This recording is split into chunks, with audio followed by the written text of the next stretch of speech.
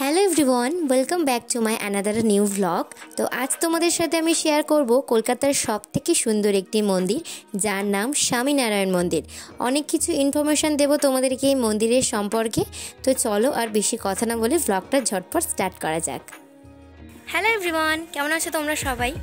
তো আজকে হচ্ছে 31 ডিসেম্বর। আজকে আমরা সবাই রেডি হয়ে কোথায় যাচ্ছি বলো তো?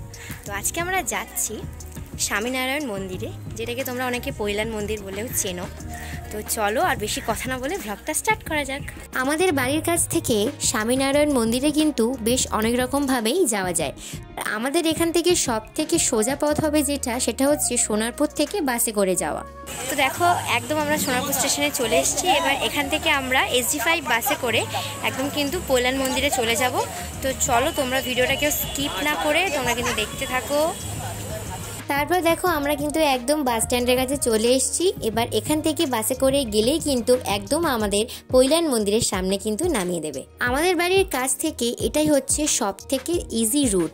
হ্যাঁ, একটু সময় লাগে হয়তো যেতে, কিন্তু একবার বাসে উঠে গেলে কিন্তু আর চিন্তা নেই, একদম কিন্তু মন্দিরের সামনেই আমরা নেমে যেতে পারবো।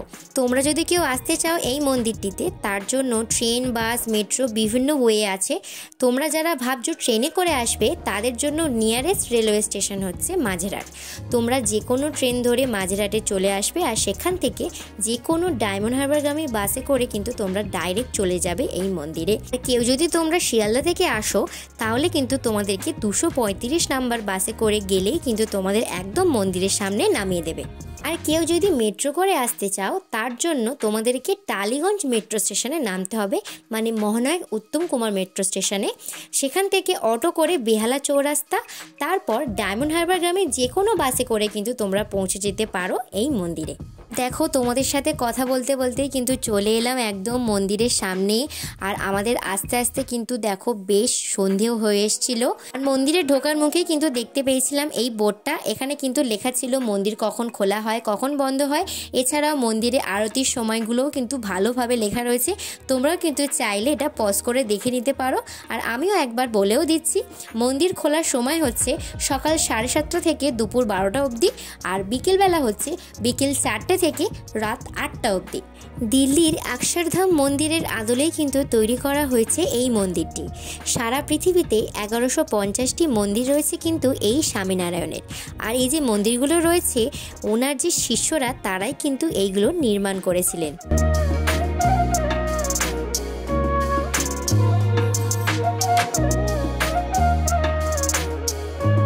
আমরা মন্দিরে কিন্তু একদম চলে এসেছি। আর প্রচুর মানুষজন কিন্তু আজকে এসেছে, আর মোটামুটি কিন্তু ভালোই ভিড় রয়েছে।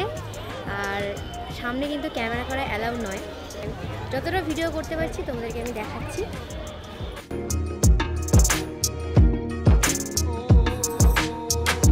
চারিদিকটা দেখো অসম্ভব সুন্দর লাগছিল কিন্তু।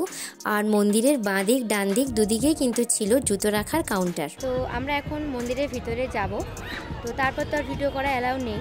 মন্দির থেকে বেরিয়ে তোমাদের সাথে কথা হচ্ছে। মন্দিরের ভিতরে যেহেতু ফটোগ্রাফি অ্যালাউ নেই, তো চলো তোমাদেরকে মন্দিরের ভিতরে কি রয়েছে তোমাদেরকে একটু বলে দিই। মন্দিরের ভিতরে রাধাকৃষ্ণ, সীতারাম এবং লক্ষ্মীনারায়ণের পূজা করা হয়। আর এই মন্দিরের ভিতরে রয়েছে কিন্তু দুটি মন্দির।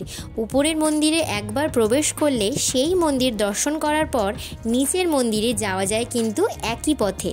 আর নিচের মন্দিরে রয়েছে স্বামীনারায়ণের সোনার মূর্তি। মন্দিরে প্রবেশের জন্য কিন্তু কোনো রকম কোনো প্রবেশ মূল্য লাগে না।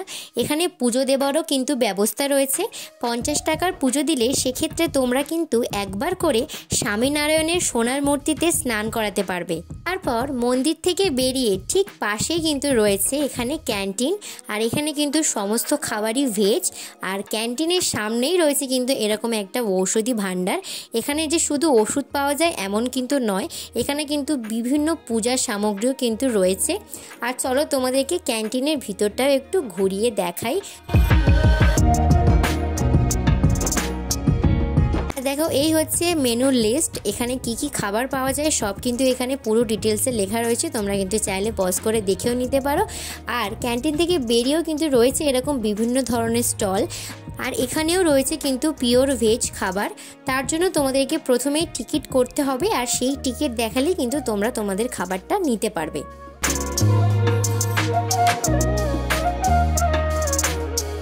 আমরা একদম মন্দির থেকে বেরিয়ে চলে এসেছি। তোমরা যারা যারা গেছো তারা তো জানো, আর যারা যারা আসোনি তারা কিন্তু অবশ্যই আসতে পারো। ভীষণ সুন্দর একটা জায়গা আর চারিদিকটা ভীষণ সুন্দর। তো আমার তো ভীষণই ভালো লেগেছে। তো তোমাদের কেমন লেগেছে আজকের ভিডিওটা অবশ্যই কিন্তু আমাকে জানাবে। তো আজকের ভিডিওটা আমি এখানেই শেষ করছি, দেখা হবে নেক্সট কোনো নতুন ব্লগে। তো তোমরা সবাই খুব ভালো থেকো, আর তোমাদের সবাইকে জানাই হ্যাপি নিউ ইয়ারের অনেক অনেক শুভেচ্ছা। তো আজকের মতো ভিডিওটা এখানেই শেষ করছি, টাটা।